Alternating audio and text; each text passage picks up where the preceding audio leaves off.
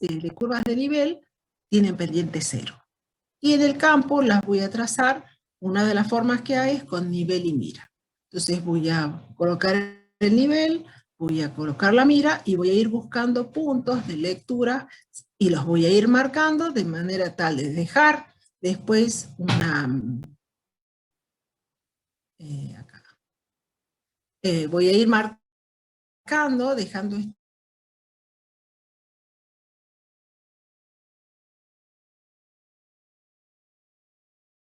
mira, y quiero marcar esos puntos, ¿qué lecturas de hilo medio tengo que hacer en cada uno de estos distanciamientos que voy a ir poniendo la mira que se hace, ya hemos dicho, cada 20 o 30 metros?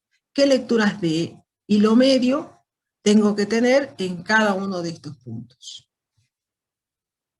La misma. Muy bien, ¿por qué? Para que sea como una curva de nivel, digamos, que tenga la Para misma, que sea, claro, porque no la sé, curva de una nivel curva de nivel. tiene, exactamente, La la altura. curva de nivel tiene 0. Entonces, tengo que tener siempre la misma lectura de hilo medio en cada una de las estacas que yo ponga para trazar. Entonces, estas líneas que se hacen siempre se van a trazar transversales a la pendiente, entonces voy a tener el nivel y mira y voy a ir buscando los hilos medios, buscando siempre la misma lectura, que muchas veces lo que se hace es marcar en la mira la primera lectura con alguna cinta que resalte, para que después sea más fácil localizar esa, cuando estoy ubicando con el nivel, y ubicar el punto que tenga esta misma altura para poder poner las estacas y poder después trazar la curva del nivel.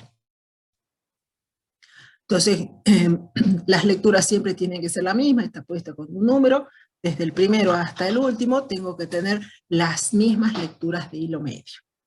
No me interesa ni el hilo superior ni el inferior, porque no estoy buscando distancia, sino estoy buscando simplemente igual altura en el terreno. Se ponen las estacas, y fíjense que cuando se va estaqueando pueden tener esta disposición en zigzag. Entonces lo que se hace es después, piense que después va a pasar un implemento agrícola, entonces que se hace dificultoso hacer ese zigzagueo, lo que se hace es suavizar estas curvas, marcarlas y después pasar con un arado, con una rastra, hacer un bordito, empastarlo, y para que quede permanente, y entonces después va a quedar esa línea guía marcada, y todas las labores se van a hacer siguiendo esa línea guía. Otra forma que tienen de hacer, de buscar la pendiente cero, y que se hace con una cuestión tan económica como es el caballete, que es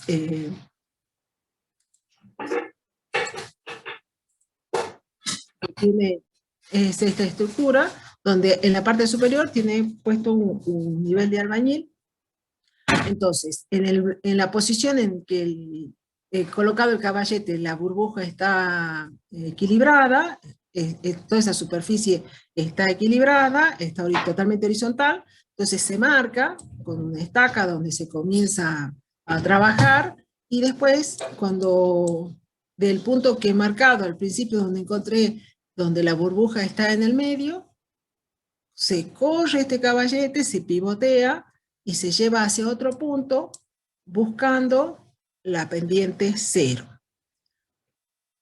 Y con eso entonces se marcan con estacas y se puede marcar una línea guía de manera rápida, porque con el caballete se va muy rápido, y sin tener un instrumento óptico.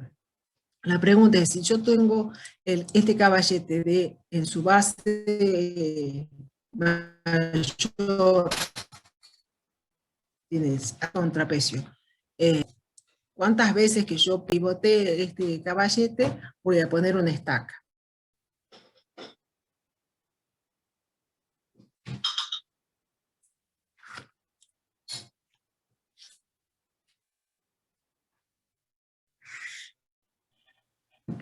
cada 2 metros.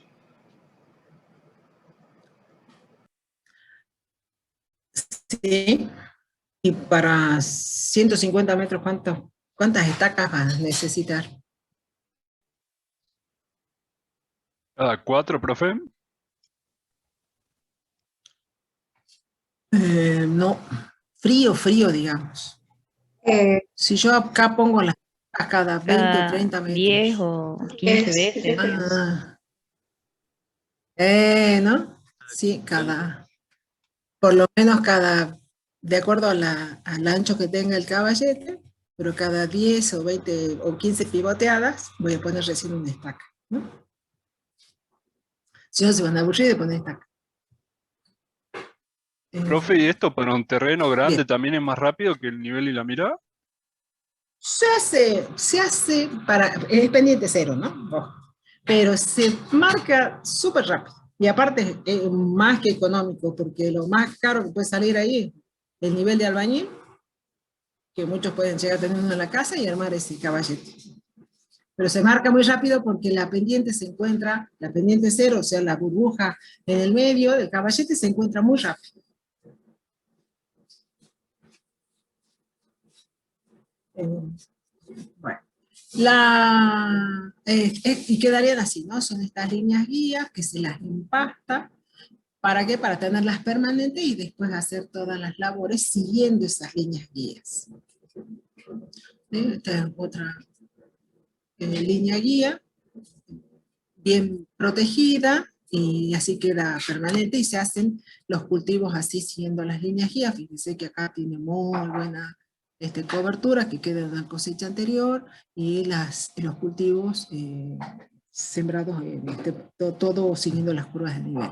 Estas son fotos del Servicio de Conservación de Suelo. Si ustedes entran, van a ver aquí galería de fotos, hay unas fotos muy lindas, gratis para bajar, donde ilustran de manera conveniente todos estos temas. ¿Sí? Acá tienen otra donde se está pasando la maquinaria y fíjense que son líneas casi un dibujo de computadora. La otra forma de controlar el otro tipo de prácticas que se hace o de técnicas es cultivar en fajas, ¿no? Entonces, esas fajas que son, se alternan cultivos con distinta época de crecimiento. Entonces, esos cultivos con distintas épocas de crecimiento van a ir protegiendo el suelo y el suelo no va a quedar desnudo todo el tiempo. Estas fajas pueden hacérselas directamente transversales, calcular un ancho de faja y trazarlo, o hacer las fajas siguiendo las curvas de nivel. Se puede hacer una técnica combinada. Los anchos de faja se pueden obtener a partir de tablas, como esta de Estados Unidos, donde va a ser, por supuesto, que si ustedes miran, a mayor pendiente, el ancho de la faja va a ser mucho menor. Para los cultivos también de faja se recomiendan terrenos más homogéneos, no tan complejos, y todas estas técnicas que nosotros estamos mirando ahora, aprendiendo, no solamente no son excluyentes, y cada una no cumple la misión de prevenir y controlar la erosión totalmente. Entonces, las técnicas en general se hacen combinadas para tener un resultado superior que si las utilizáramos solitas. Entonces, esas técnicas de los cultivos en faja, fíjense que son con distintas épocas de crecimiento. Esta también es imagen del Servicio de Conservación de Suelo de Estados Unidos. Entonces, con distintas épocas de crecimiento se cubre el suelo y se lo protege de la precipitación.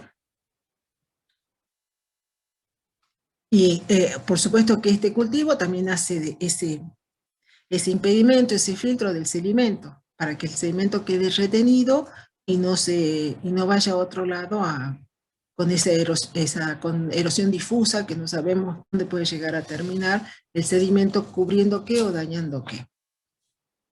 Otra ilustración. Las otras técnicas que hemos visto que podemos usar son las estructurales. De estas distinguíamos las terrazas, colectores de terrazas, canales de guardia y represas de amortiguación. Entonces primero vamos a comenzar con las terrazas, definiendo qué son las terrazas. Estas terrazas son estructuras que se componen de un bordito y de un canal. El bordo que va a contener el agua y el canal que va a llevar el agua. De acuerdo a la finalidad, nosotros podemos tener, y en la forma que tome, vamos a distinguir tres tipos de terrazas. Lo que se conoce como terraza de bancal, terraza de absorción y terraza de desagüe. Los que tienen finalidad de cultivo previendo la erosión, tenemos las de bancal y las de desagüe. Las de absorción tienen otra finalidad, pero entran dentro de lo que son los grupos de terrazas. Entonces, con las de bancal, las primeras, ¿qué es lo que se hace?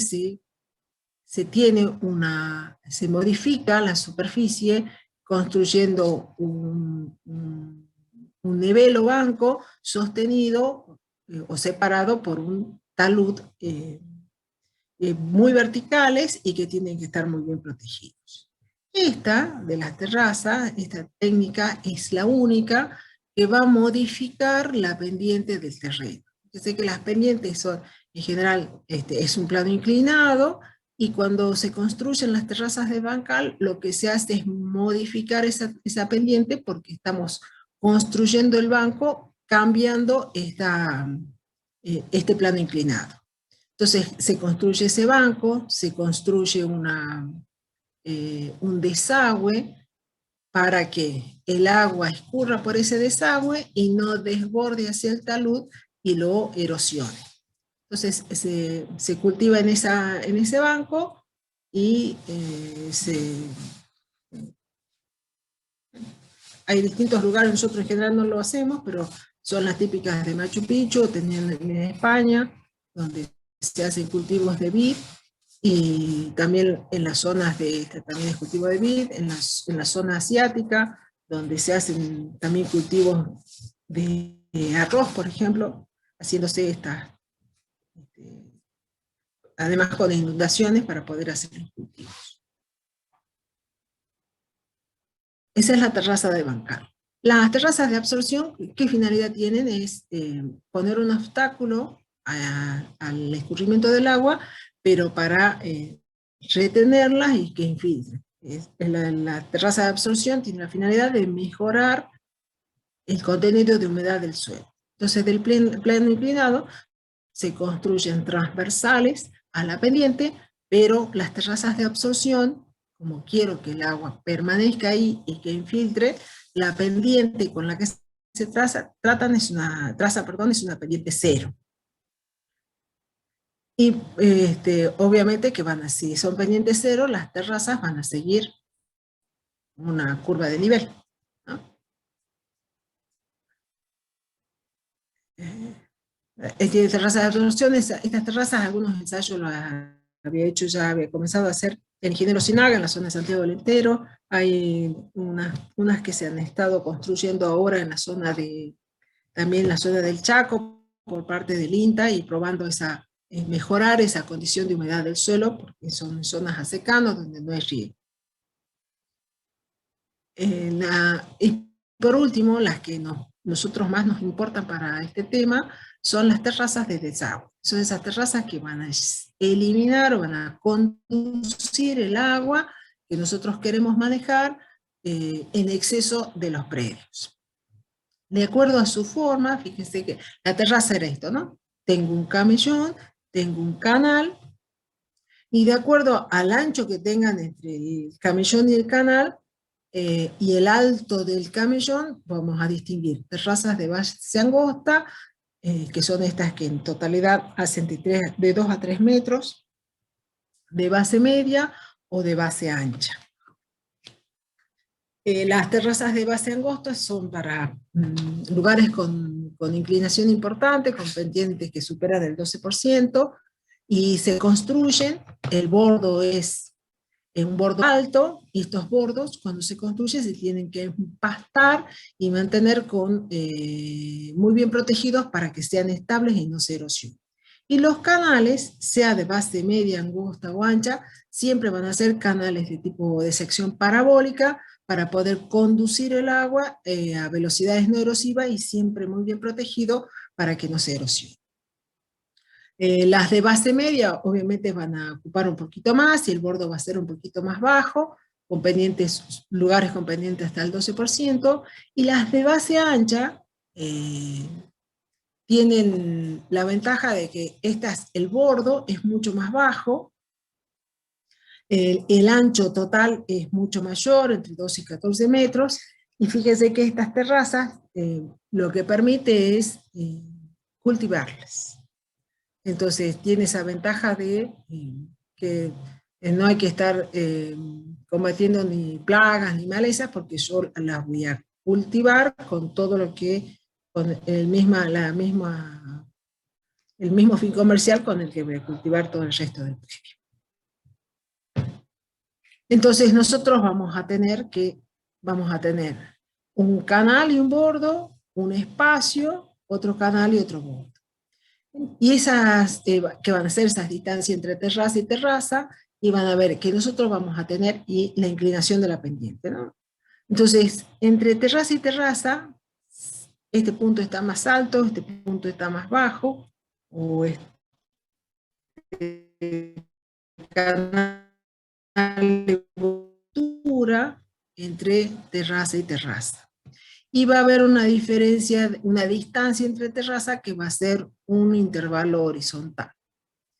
Entonces, nosotros tenemos que establecer cuántas terrazas vamos a construir en un predio. Esa cantidad de terrazas la vamos a determinar de acuerdo al intervalo vertical y vamos a establecer el intervalo horizontal. Cuando buscamos conocer, primero vamos a determinar el intervalo vertical, que voy a estar buscando cuál es la diferencia de altura, y si estoy buscando conocer la diferencia de altura, hay muchas fórmulas. Todas las fórmulas van a tener en cuenta la pendiente. Entonces hay distintas fórmulas con distintos coeficientes, pero la de servicios de conservación de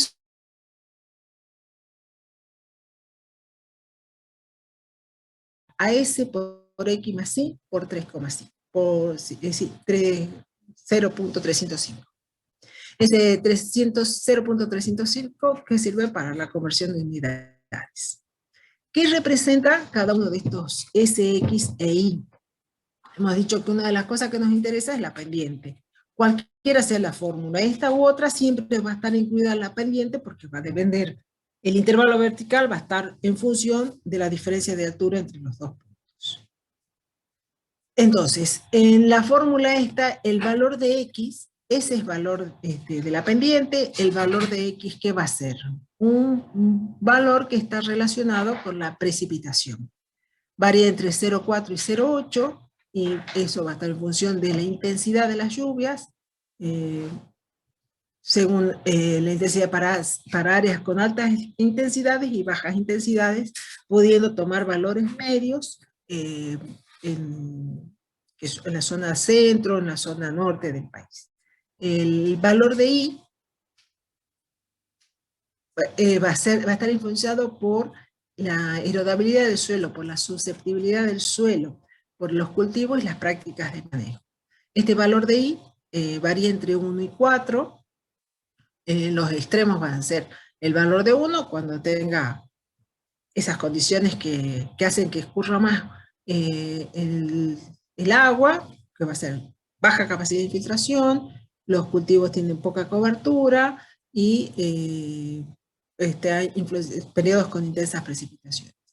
Toma un valor mayor, un valor de 4, cuando todas estas condiciones se contraponen, si tengo buena infiltración, buena cobertura, y de ahí va a tomar valores intermedios considerando cada uno de los casos si sean más favorables o más adversos, o sea, en función de la infiltración y en función de la cobertura. Siempre estos intervalos van a estar en función, o adaptarlos en función de las maquinarias que posea el productor, ¿no? Nosotros no podemos poner intervalos de terrazas con anchos que no permitan el laboreo. Entonces, una vez que yo tengo el intervalo vertical, puedo calcular el intervalo horizontal, que va a ser el intervalo vertical por 100 sobre la...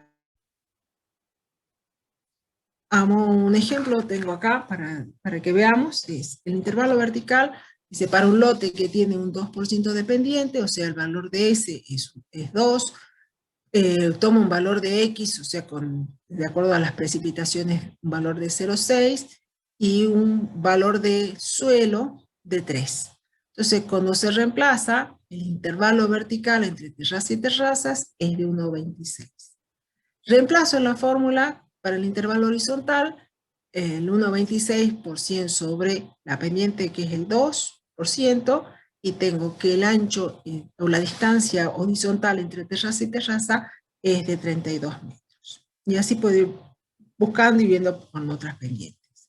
Ese intervalo vertical que hemos sacado de 1,26 es este. Esa diferencia de altura entre terraza y terraza. Y entonces después puedo establecer el intervalo horizontal para poder trazar y ver el espaciamiento entre terrazas. También se puede ver, se puede utilizar, perdón, la ecuación de pérdida de suelos para establecer esa longitud de la pendiente, esa longitud entre terraza y terraza. ¿Cómo se hace? Nosotros sabíamos que la ecuación de pérdida de suelo era la pérdida A, el valor de A, multiplicando cada uno de los factores. Si yo conozco la tolerancia, es decir, cuánto admito de pérdida de suelo, estoy reemplazando el valor de A, conozco el valor de las lluvias, que acuérdense que no lo puedo cambiar, el valor de la aerodabilidad del suelo y las prácticas de cultivo y de cobertura y prácticas de conservación del suelo, que en este caso iría combinado con lo que se identifica con cultivo y terrazas. Entonces, saco este valor de lo que es despejando LS, obtengo el valor de LS, que es el que ingresa al gráfico por el eje de las Y.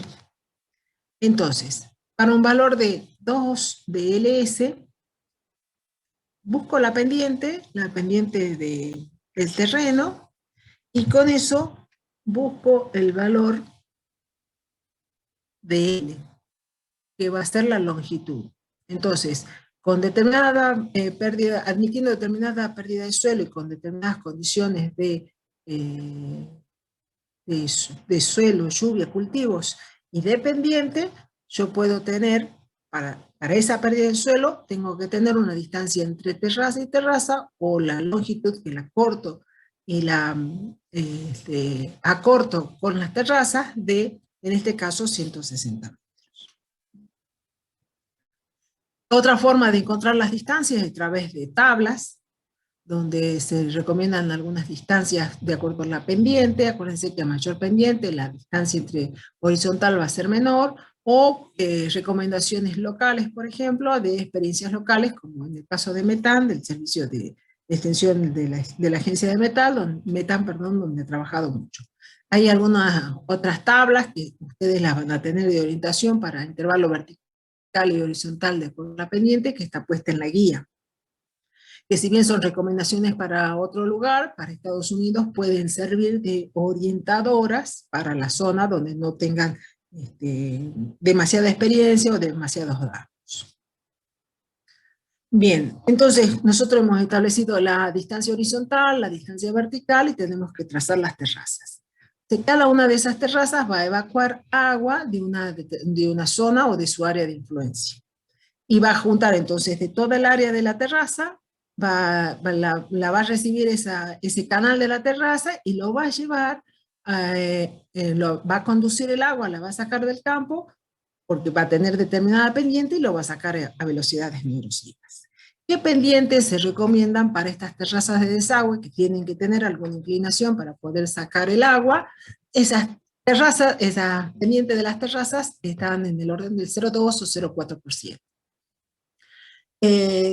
no importa la configuración que tenga, pero vamos a ver que se pueden disponer de distintas maneras. Todas las terrazas que se tracen, se construyen en un campo, van a sacar el agua a velocidades no erosivas y las tengo que llevar a algún lado. En este caso, si se construye, se puede conducir hacia lo que es el colector de terrazas, que fíjense, las terrazas se van a hacer transversales a la pendiente, aunque tengan alguna inclinación.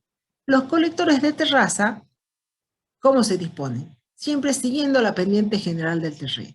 Entonces, cuando nosotros construimos esos colectores de terraza, que es como hemos aprendido a la clase pasada y que he entendido el práctico, las dimensiones de esos colectores de terrazas tienen que ser lo suficientemente evaluados con respecto a la velocidad con la que tenga que llevar el agua, con la cobertura que tengan, con el tipo de suelo. ¿Para qué? Para que conduzca el agua a una velocidad no erosiva. Si bien va a ir con la pendiente general del terreno, pero lo tengo que construir de esa manera para no erosionar. ¿Cómo se trazan en el campo? Con nivel mira, pero en este caso yo estoy construyendo con una determinada pendiente, entonces las lecturas no van a ser lecturas iguales de hilo medio, porque voy a tener que ir haciendo las lecturas, voy a tener que ir poniendo las estacas, sino que voy a tener que encontrar qué valor de hilo medio tengo que tener en la lectura siguiente, de acuerdo a la pendiente. Una cosa que me olvido, pero que sí lo tienen en la guía, es cuando se construyen las terrazas, siempre se comienza primero del terreno por la parte superior, ¿no? Porque si yo comienzo por la parte inferior y llega una lluvia, va a escurrir todo el paño y me puede romper. Entonces, de la parte más alta del terreno se comienza a construir, y respecto al desagüe, se comienza a construir desde la parte de donde desagua, o sea, la parte más baja de la terraza. En este caso sería este punto de acá. Este sería el punto más bajo de la terraza y este el punto más alto. Y la primera terraza que se construye es esta. Entonces, cuando nosotros comenzamos a marcar las terrazas para poder construirla, ¿por dónde se va a comenzar? Por la parte más baja. Entonces, si comienzo por la parte más baja, acuérdense que los hilos medios a puntos más bajos, tengo mayores lecturas de hilos medios. Entonces, voy a comenzar acá, en este caso es una línea guía de 0,3% de pendiente cada 20 metros. Para ese 3% de pendiente, saco por regla de 3 simple la diferencia de altura que tengo que encontrar entre una línea y la otra, entre una estaca y la otra que estoy buscando, es de 6 centímetros de diferencia de altura.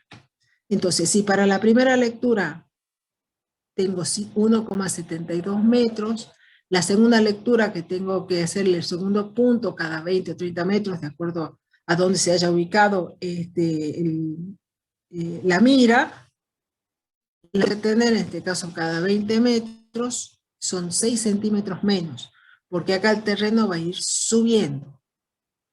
Entonces las lecturas de hilo medios van a ir disminuyendo. Entonces, para cada una de las lecturas, tengo que ir restando esa diferencia de altura para poder ir marcando y tener esa pendiente no erosiva.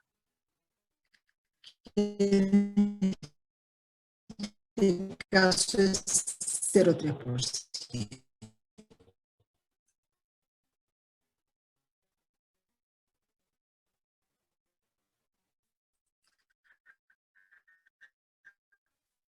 ¿Cuántas lecturas puedo? 2. ¿Y de ahí cambias de estación? No depende del instrumento. Una parte, sí. No habíamos Sí, dicho que podía cubrir una distancia de 120 metros con la mitad. No puedo hacer 6 lecturas. Accidentes del terreno, si es muy ondulado o no, digamos. Muy bien, entonces va a depender de dos cosas. Del alcance del nivel, que yo pueda seguir leyendo, o sea que puedo cada, si el alcance es 120 metros, hago 6 lecturas y tengo que cambiar de estación para seguir marcando esa línea para la pendiente. Y si me quedé sin lectura de mira, también voy a tener que cambiar, ¿no? Como dice Coles, ¿no? Sí. Sí. Como dice Cole, también va a depender si las lecturas me quedé sin poder leer la mira, también voy a tener que cambiar, ¿no? Las terrazas, cuando se trazan, hay dos tipos de terrazas que se pueden trazar, las que se conocen como paralelizadas de ancho regular o las de ancho irregular. Las de ancho irregular son terrazas que a partir de ese distanciamiento, esa diferencia entre terraza y terraza, se comienza desde el colector, se comienzan a trazar con nivel y mira. Cada una de las terrazas se traza con nivel y mira, de acuerdo a la pendiente que se ha elegido que se tiene que trazar. Entonces cada línea, cada terraza va a ser trazada de acuerdo a la forma que tenga el predio y a las alturas que he ido encontrando para poder trazar con esa pendiente.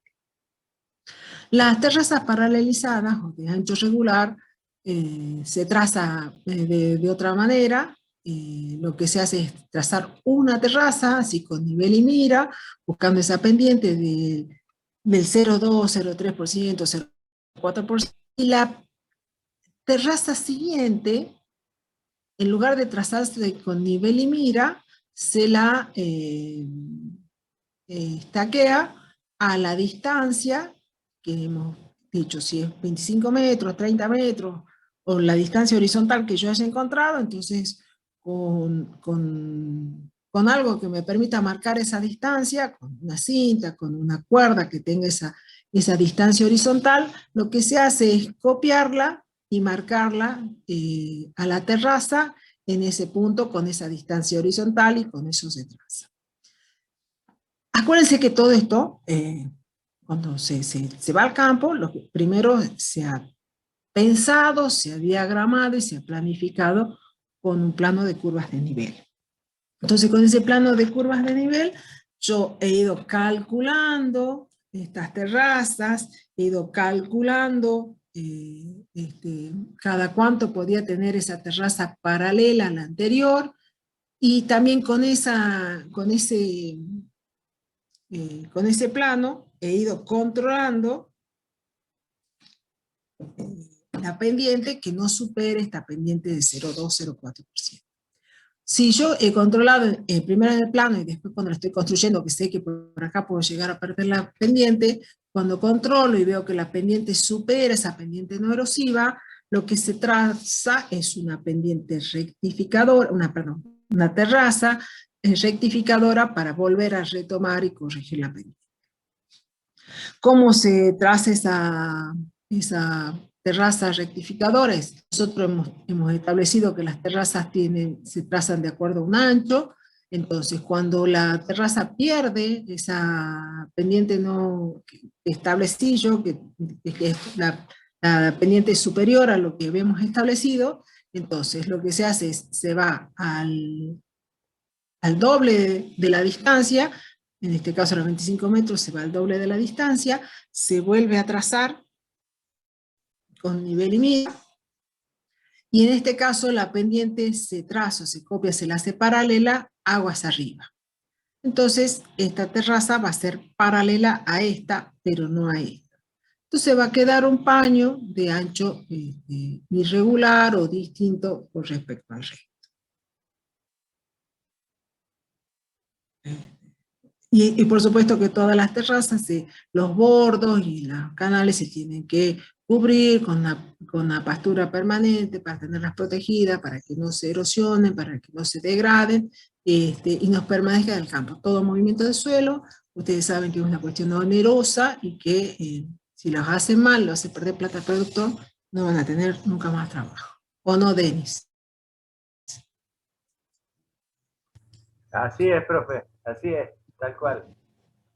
Hay que tener mucho Denis cuidado. se dedica a hacer estas cosas, así que cuando tengan el práctico, sáquenle el jugo, porque él tiene mucha experiencia en Y esto. todo esto se traduce en plata, así que es una cosa a tener en cuenta. Todo, exactamente. Así que hay que enseñarle a los no hay que equivocarse con estas cosas. Bueno, estas son de la zona de Metán. Fíjense que esos son bordos que son importantes, donde están todos cubiertos, pero también tiene que ver con eso de las malezas, que luchar un poquito. Esta también terraza construyéndose acá. El bordito de una terraza de base media en la zona de Anta. Y estas prácticas, yo acá les puse imágenes de otros lugares, son prácticas que se hacen en todos lados. Son prácticas que son adecuadas, que son aceptadas y que son convenientes para proteger el suelo. Entonces este es en la zona de Entre Ríos, que ellos han trabajado mucho, ya les he contado yo que ellos han trabajado mucho con la parte de la ecuación de pérdida de suelo, haciendo todos los cálculos, y poniendo, realmente han hecho unos trabajos muy, muy lindos con este tema. Ellos en esa zona lo que tienen es un horizonte B, un BT que impide la infiltración, ¿no? Me estaba preparando en un curso para trabajo, tenía que hacer inglés y no sé qué otras cosas para que la tomen en el trabajo. Arancha Velázquez. Arancha, te estamos escuchando. Disculpe, profe, no me di cuenta que se había prendido. Capaz que toqué sin querer porque estoy del celular. Perdón. Dale. Fíjense que son las terrazas que van todas desembocadas a un canal. Estas son con distinta época de crecimiento. Y fíjense cómo se notan perfectas las labores acá y cómo están estas terrazas. Son preciosas, ¿o no? En la parte de Uruguay también ellos son muy buenos en estos temas. Fíjense que estas también son en dos épocas de crecimiento diferentes para ver cosechadas y ya con cultivo. En la zona de Córdoba este predio es el que ha cambiado y después se ha sistematizado. Que no tenía antes, no tenía nada y después se ha sistematizado y se tiene, entonces ahí las terrazas paralelizadas. Por supuesto, un productor, ¿qué va a pretender? Poder trabajar sin tener inconvenientes del terreno, son las preferidas o las demandadas para poder trazar, ¿no? Estas son terrazas de base ancha y acá este es una foto que siempre las pongo porque son alumnos de acá de la universidad que estaban en un campo en Anta donde se estaba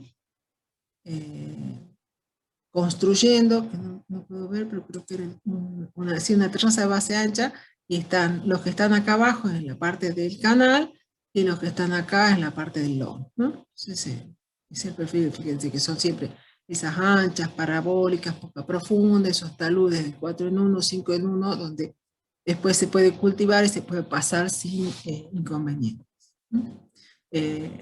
Siempre el servicio de conservación, que son terrazas combinadas con cultivo en contorno, se marcadas las terrazas, después cultivadas siguiendo una línea, una línea con igual pendiente. Terrazas también en la zona de Anta. Y como hemos dicho, todas estas terrazas conducen el agua, manejamos esos escurrimientos de cada una de las terrazas y las tengo que conducir, le estamos sacando del predio para que no tome volumen, no escurra, no tenga carga hidráulica, no erosione el suelo, pero yo las estoy sacando y las tengo que llevar a otro lado. Discúlpeme que me están llamando de Metán, ya le digo que no les contesto. Hola.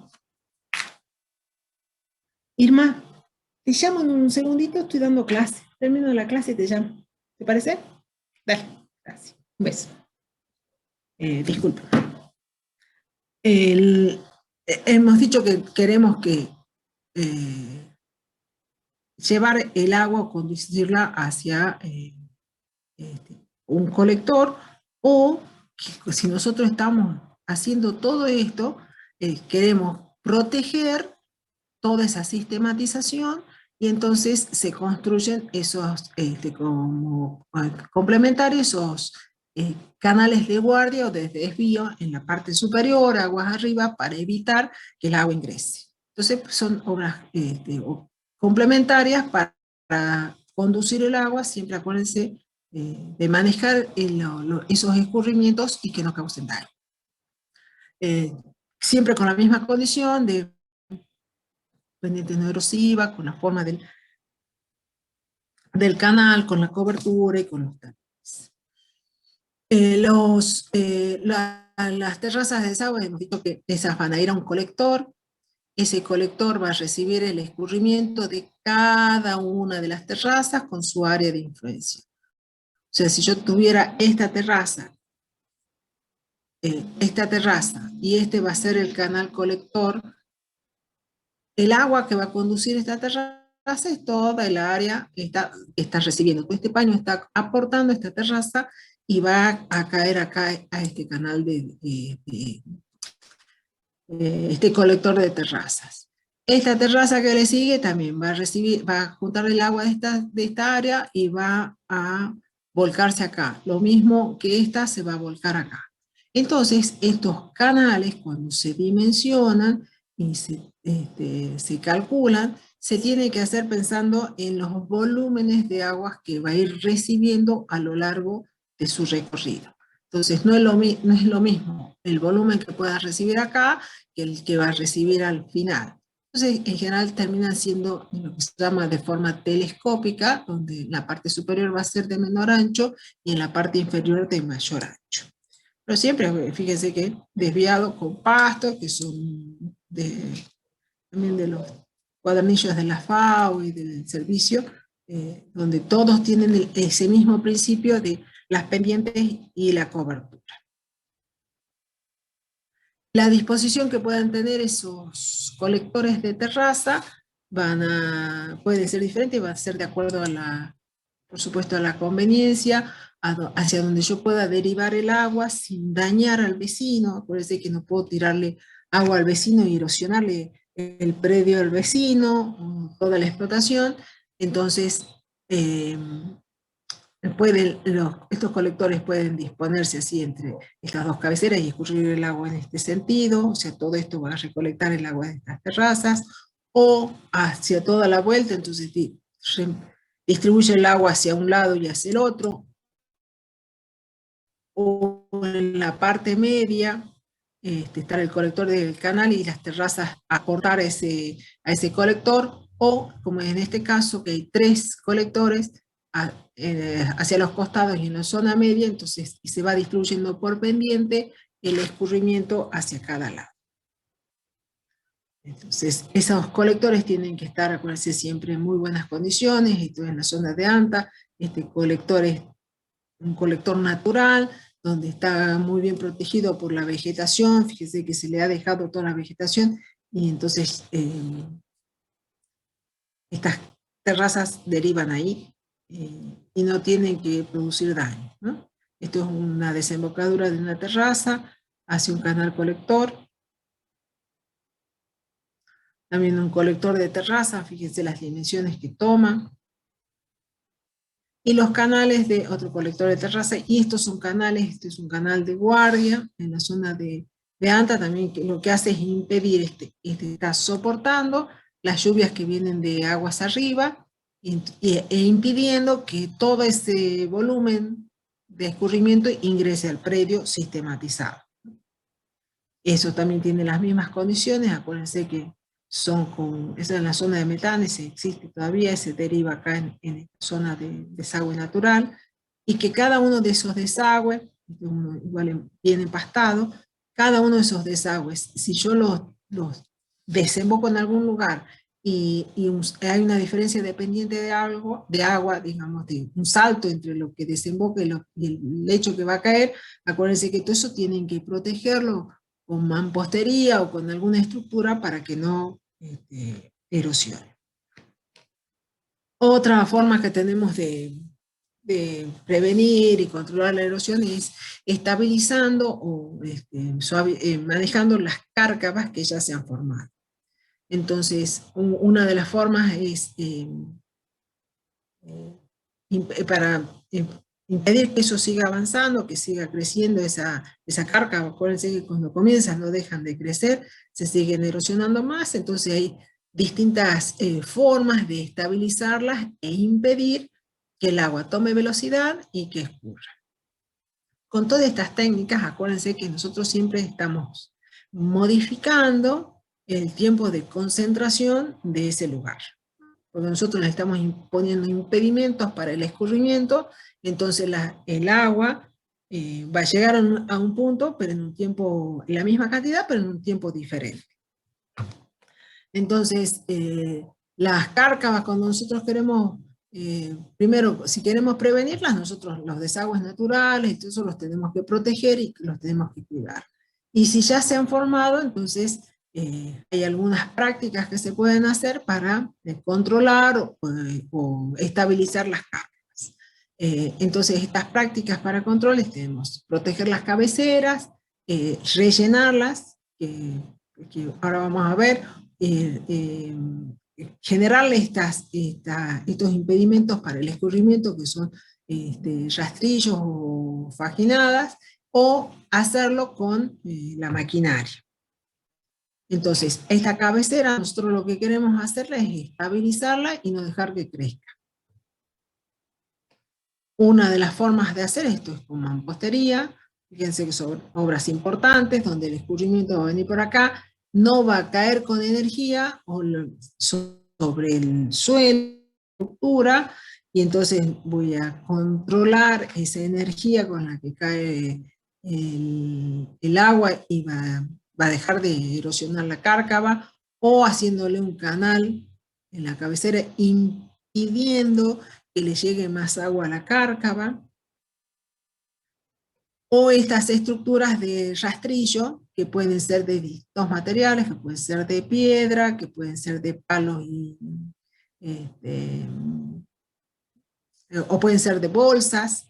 La idea es, de lo que yo construya, que tengo una por acá, de lo que nosotros construyamos para estabilizar la cárcava es poner estas estructuras, poner en este caso vegetación, que ¿qué va a hacer la vegetación? Esta va a impedir que el agua escurra con determinada velocidad, y también va a ser de filtro de los sedimentos. Entonces los sedimentos se van a ir depositando, y las cárcavas estas se van a ir estabilizando, y va a crecer después la vegetación, y va a dejar de crecer la cárcava.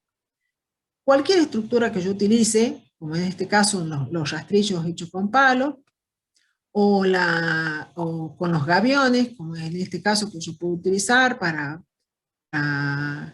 estabilizar las cárcavas, siempre la disposición o la forma que tienen es hacia los costados una parte alta, hacia la parte media más baja. Eso es para que el agua que llegue y supere la altura de esa estructura que yo he puesto, no salga por los costados y erosione. Entonces, esto es lo que se denomina un vertedero.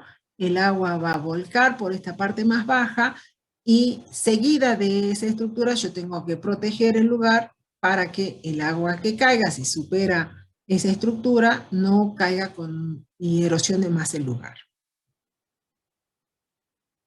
Otra forma que yo puedo hacer es suavizando los taludes con maquinaria, y entonces rellenarlas a las cárcavas, suavizarlas en realidad, o si me está sobrando tierra por alguna cuestión que yo esté haciendo o sistematizando, volcarla en esas cárcavas y rellenarlas. Acá tienen estructuras hechas también con palos. Fíjense que siempre la idea es que la parte media sea más baja para que pueda volcar, y siempre tratar de proteger hacia donde va a caer el agua para que así no siga erosionando. Esto es con bolsa. El camino a Metana, hay algunas bolsas así que están en una ladera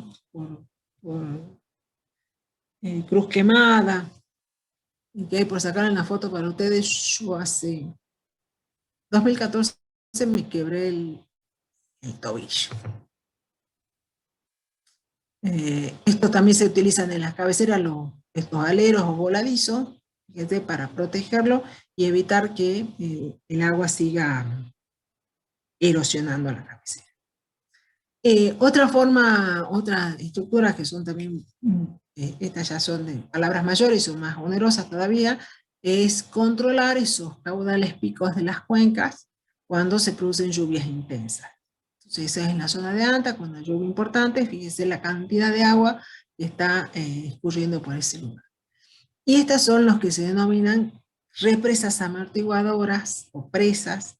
Hay distintas formas de definirlo, pero la idea es amortiguar ese caudal pico y que llegue el agua que escurra con un tiempo diferente. Entonces se arman estas estructuras que intercepten esas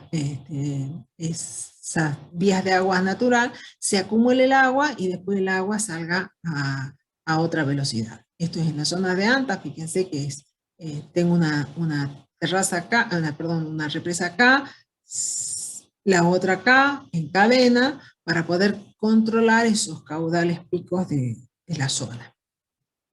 Se hace un muro, como el muro de una represa, pero la característica que tiene es que este muro no tiene un cierre, tiene una salida de agua que va a estar siempre abierto.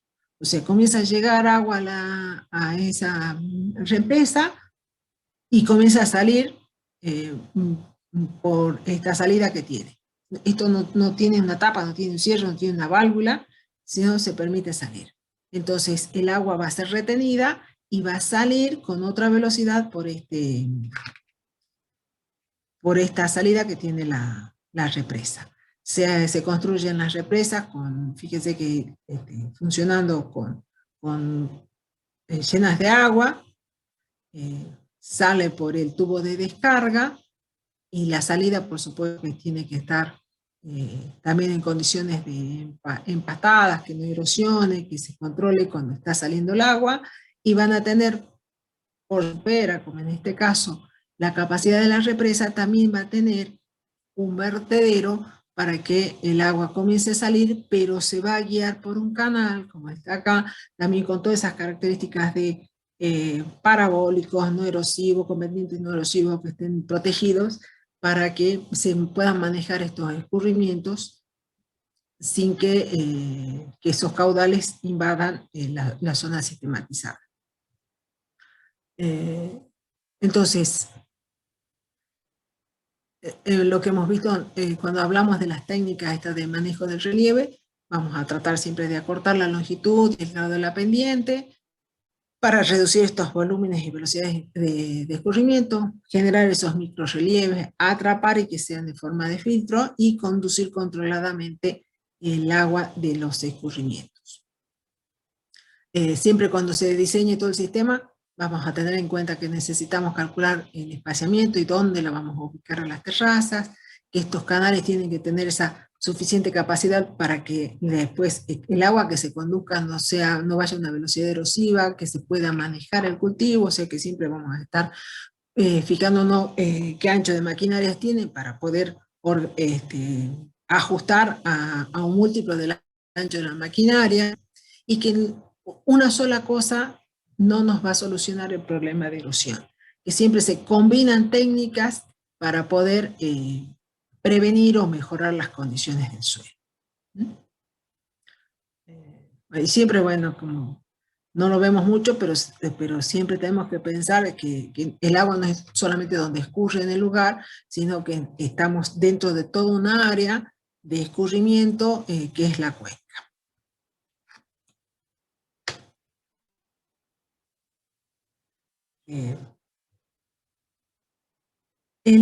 Acá en Salta se ha hecho